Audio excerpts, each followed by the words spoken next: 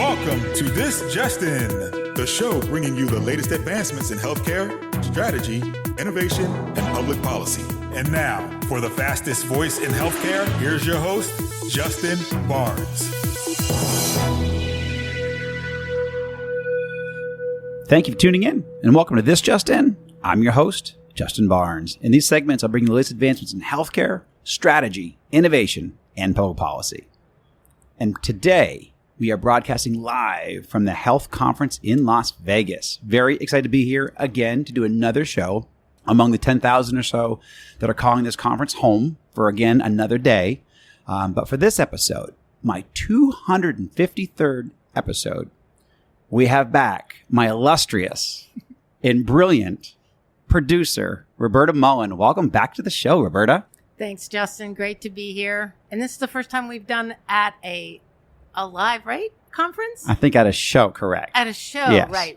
Because we've done it in studio before. Absolutely. But we've not done it at a show before. And I always love my chats with you. I appreciate you coming on air with me. We always have a good time.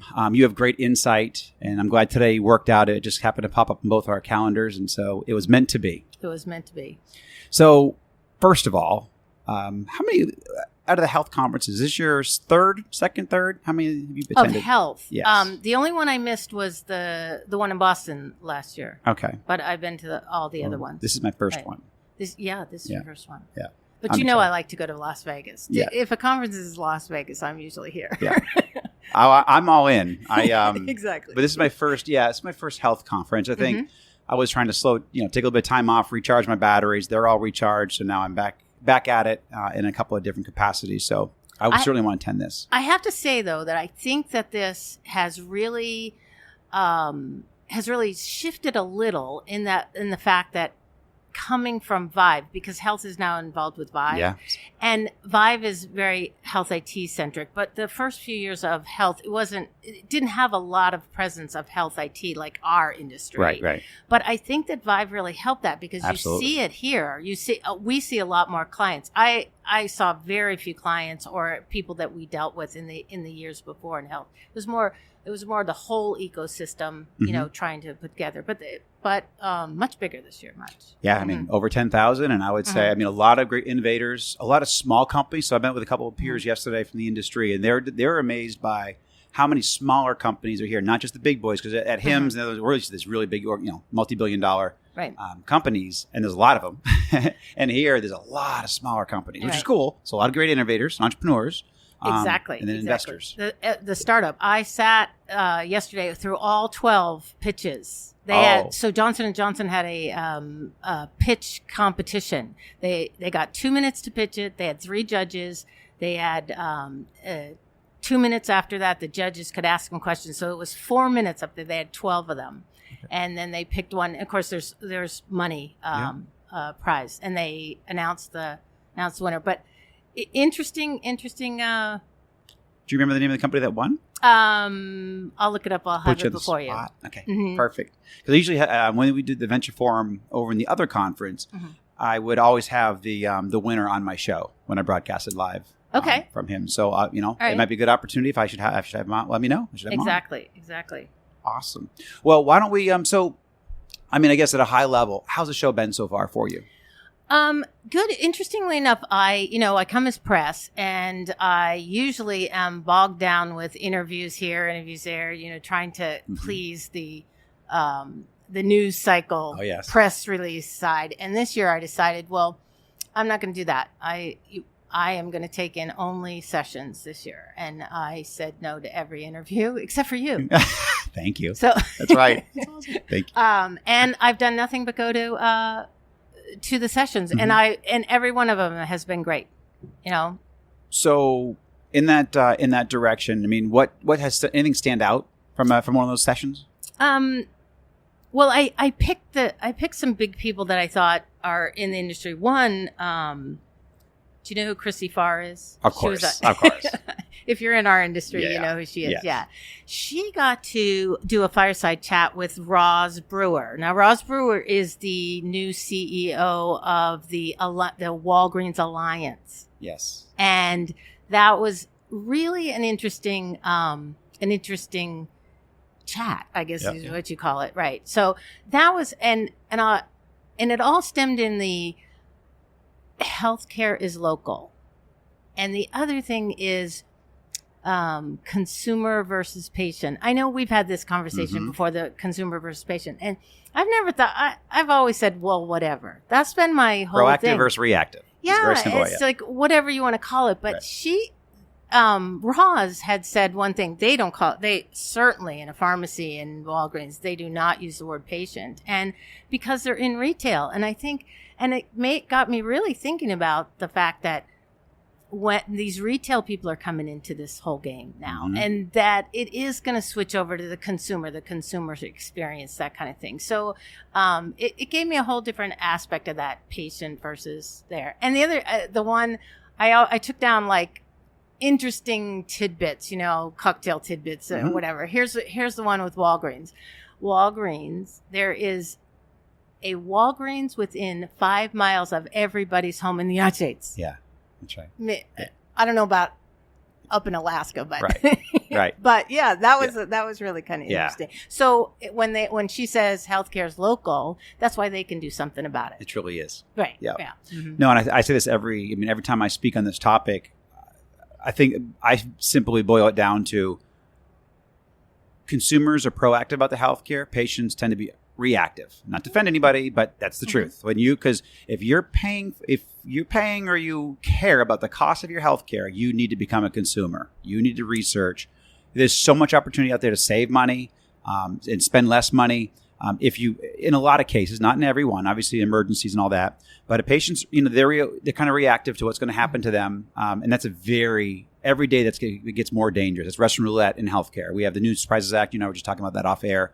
There's some really cool innovations and things happening there, but you just got to be very careful about being too much of a patient coming up, certainly in what's happening in this economy and where we're going. So. Well, that's funny because I'm a consumer then and my husband's a patient. Yes. Yeah.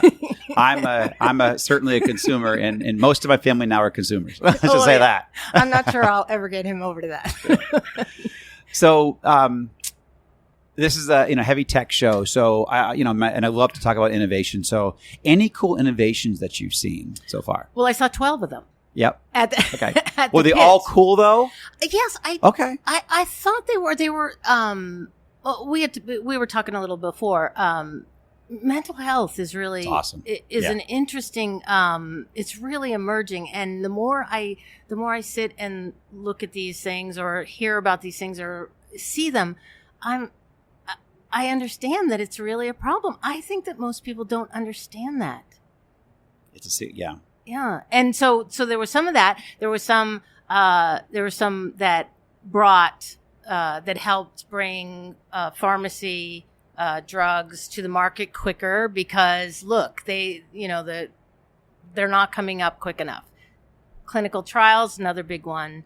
The science of a lot of clinical trial. I should have done a little bit more homework, but there was 12 in there, but they were all good. They were interesting. A group therapy, online group therapy. That was an interesting fertility, women fertility, all about women. I saw that. Actually, I walked into that one just as I was passing through. Yeah. So, it was all over the gambit. Yep. Excellent. Cool. Any cool conversations or meetings so far outside of ours right here? No, you're the only conversation I've had.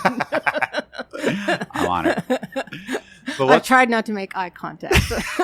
I don't wear my badge for that exact reason too.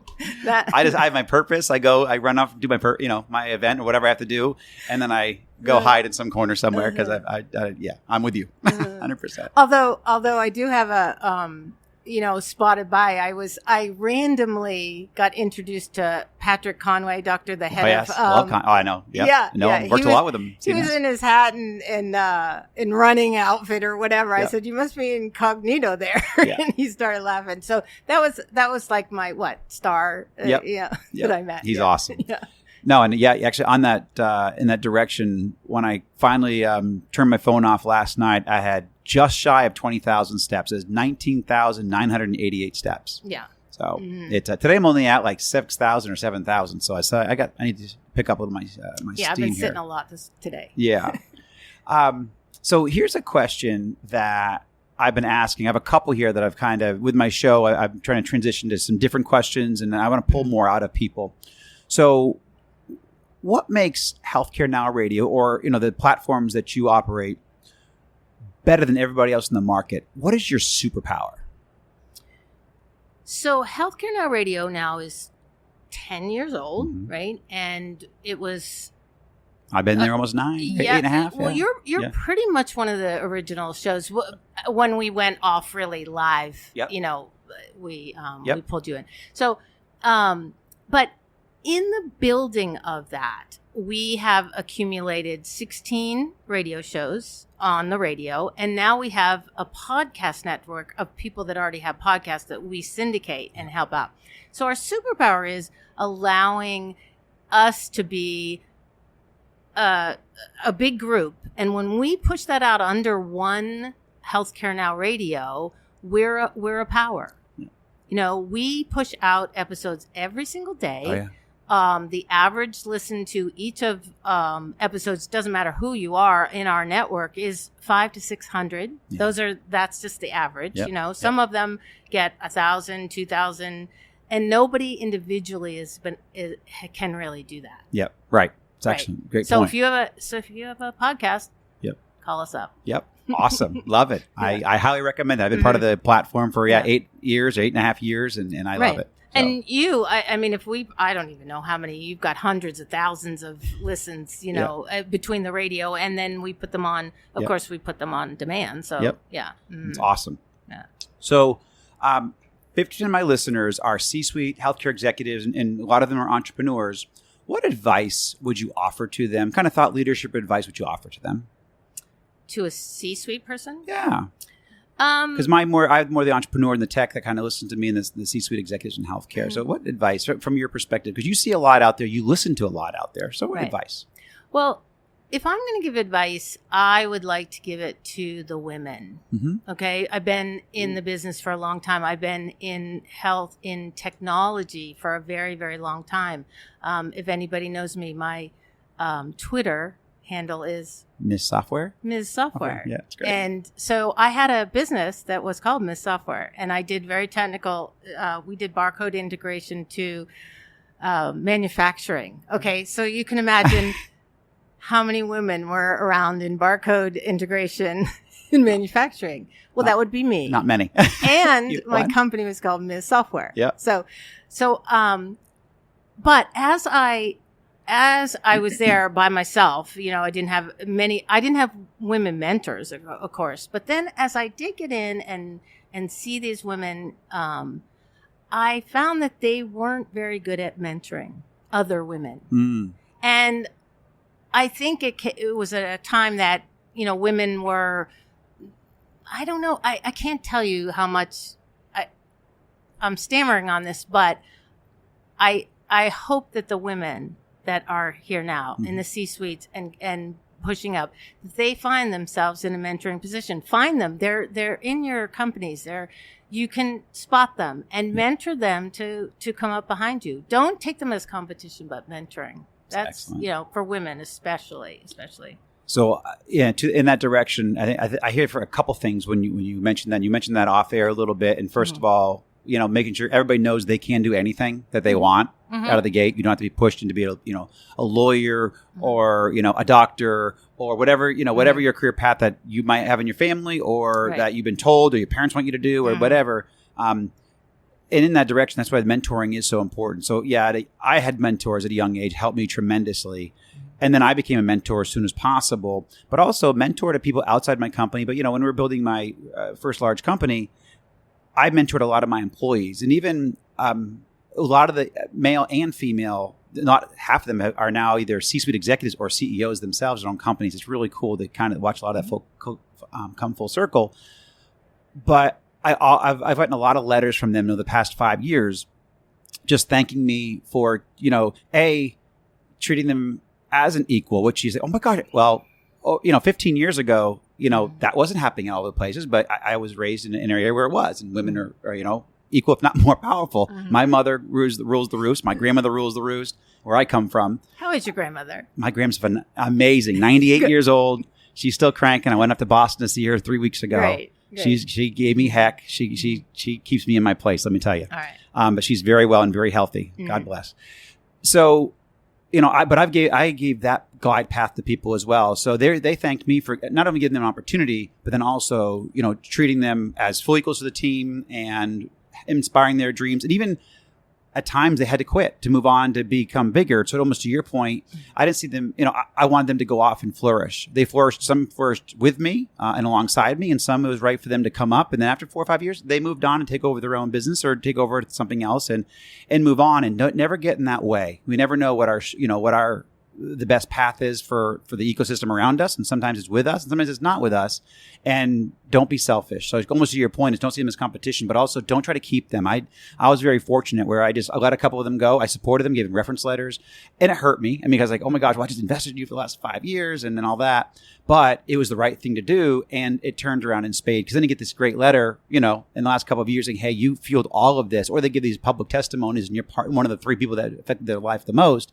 That was really cool. So it's been extremely rewarding in that regard. Right. I was at a party one time. It was probably about 15, 20 years ago. And this young gal came up and she had worked for me like a long time ago before that. And she introduced me and she said, oh, you have to meet this. This is the most influential woman in my life. She did more for me than and I was really shocked. I was in awe. And I said, oh, well, that's so nice. And she goes, well, it's so true. That's awesome. I was like, and she just worked for me, and I guess how I, interacted with her and led, and how you led her, yeah. So, one of my newer questions too is, what is one things that you've learned over the past 25 years that you wish you had learned in year 1? Well, I went to college in the early 70s, and at that time, it was almost like when I was applying for colleges, it's like, well, what are you going to be, a nurse or a nurse or a teacher? Yeah, my grandma's a nurse. I was exactly right. My mother was a nurse. Yeah. And my father was a doctor, and nobody said, do you want to be a doctor? They said, do you want to be a nurse? Right. Well, what are you going to be, a nurse or a teacher? Mm-hmm. Well, I was a teacher. Yep. That's what I went to college for. I was a teacher. And if I had daughters today or young women today, it's like, don't let them pigeonhole you into what you can be. Yep. Figure out for yourself what you want to be. Yep. Because as you can see, I'm not a teacher anymore. Yep. I've had many, many career paths, and I integrated barcoding into manufacturing. So I love it. It's true. And also into that point is also to experiment. So I remember I was going to be a lawyer in college. Mm-hmm. And halfway through, I did a internship, and I spent, I think, the first week in the law firm. I knew I did not want to be a lawyer. I'd already gone down the path, so I had to finish off what I was working on in the legal studies. But I also then immediately took business classes and said, I don't want to be a lawyer. And by experimenting and exploring like that, it gave me I said, I'm going to be a business person. And that law background actually helped me with all my political stuff and all the Capitol Hill work and all the policy work. So having that background was awesome. But I'm grateful I went down the business route and not a lawyer. And you only knew that by getting in there. Right. So. And I don't think any education is worthless because you learn something. I got into the computer industry because I was a teacher. The first job that I ever got was actually installing and teaching pharmacists how to use pharmacy computers. So they hired me only because I was a teacher. Oh, so, there you go. So that actually parlayed. So, it wasn't worthless. I mean, anytime you go to college, you take what you learn and you make it skills. You make yourself skills. Yeah. Well, I know we have about 5 minutes left. You said you have a couple questions, or you want to? Well, I just want to give shout outs to who, I saw Mickey on Sunday. Mm-hmm. He was great talking about, what the ONC is doing. I saw Chiquita Brooks-LaSure, the CMS woman, and the one real big takeaway from her was that, Congress has now allowed CMS to negotiate drug prices. I think that's really going to, well, she says it's going to really be big. So if she says it, I'm going to say it too, right? Right. Who am I? The other thing I saw was Calm. Calm is turning into Calm Health now, or sectioning out. And one of the interesting things about them, again, mental health, we're talking about that. They made a statement that in the last year, they had 400 million engagements, either download or on their website. How do you think about that? 400 million engagements. That's with their app. Yeah. Or their, So that's what, sparked them to say, oh, well, we really need to be a player in this mental health stuff. They're onto something. So, so that was that was a really interesting, another tidbit for your cocktail hour. Yeah, exactly. And you brought up Mickey, and I do want to take a moment because Mickey had a great talk on the first day, and he talked about the really the High-Tech Act, and then kind of went through the maturations of policy and meaningful stage 1, 2, and 3, the 21st Century Cures Act.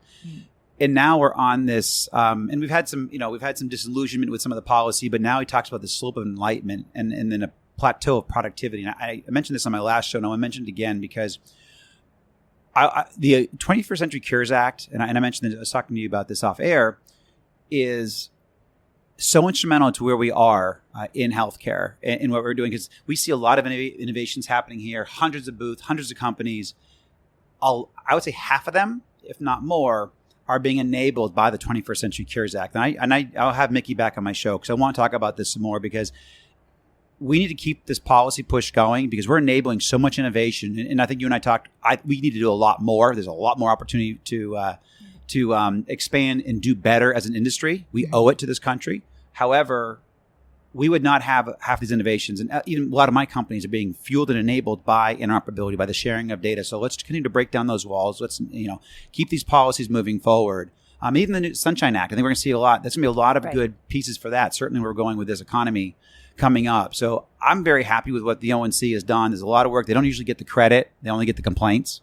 So, again, I think we need to have, and I hope Mickey hears this, in ONC and our friend Steve, we need to make sure, we need to be talking about this stuff, because let's get them back on air, because there's so much that we're taking for, we are losing sight of as being enabled by this. And there's a lot of, tough people, meaningful use and so forth. But we're building on all that. We're building on all that policy. We don't have tons of new policy coming out. We're actually making the current policy better. And that's what's great. And then the Sunshine Act, I'm very excited about that. No, I'm sorry. Yeah, No Surprises Act. Sunshine Act was good too, but No Surprises Act is excellent. And so we're going to continue to build on that. I think even with the economy coming up, and this is my last speaker talked about that, we're going to have some tough times financially over the next couple of years with our economy, and even globally, but certainly here in America.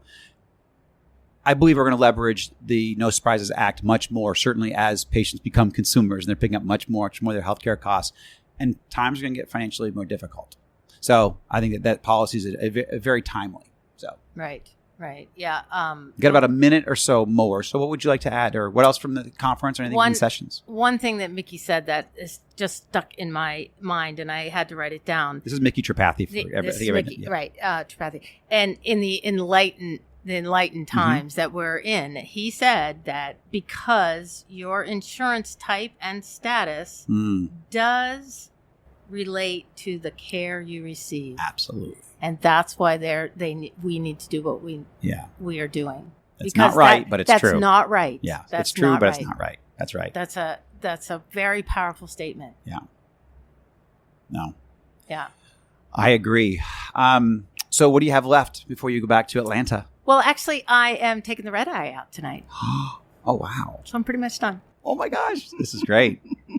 Well, it's still got a lot going on here. I'm excited. Yeah. I'm here, but today's my last day. I fly out at 2:00 tomorrow. But I've accomplished all of my goals. I saw some really cool innovations, just caught up with some great people from my past. And one thing I will certainly, hopefully inspire some people and have them continue to leg it out, because of what I've built over the last 25 years in the industry and just people that I've met and been fortunate enough to work with a lot of them, but just meet a lot of people and collaborate on different boards. involved, and from also a lot of volunteerships, is now they're here. And so I've kind of really increased some velocity of relationships and partnerships because I've been around so long, and there's a lot of trust built with people. And it's made these conferences naturally just take a mind of their own in some ways and become much more powerful than I even planned. So I've noticed that with every conference now. Okay. I see people that I haven't spoken with them in 10 or 15 years, but now we're going to do something now. And it comes full circle. Even HIMSS, I've got some new business partners now I was taking some time off and recharging my batteries. And then I met some of my old business partner from 20 years ago. Right. And he's like, no, look what I'm doing. And I said, no. And he said, yes. And next thing you know it, we're off to the races. So, no. And Vive, we're going to go to Vive. Yes. So very excited. So Vive is coming up. We will be broadcasting live from there. Yeah. So very excited. But, everybody stay in there. Life gets hard. Things get hard. Leg it out. It pays off in the end. And it'll pay off at Vive in March. I'm very excited for that conference. And then Amsterdam in 2 years, in 2024. Are you going to do that? I am. Absolutely. We were talking about, I don't know what I would do there, but. Oh, I'm absolutely going. Okay. All right. So, but we are at time, Roberta. You're always an awesome guest. Thank you. I actually want to do this more often. Okay. We always have a good chat, and you have a great perspective. You're a great producer. If you have a show, a live radio show, a podcast, get it to Roberta. She'll take good care of you. We'd love to talk to you about it. Yes. But thank you everybody for joining us today. Have a great rest of your conference, a very safe flight, and we'll see everybody next week. Thank you so much. Take care.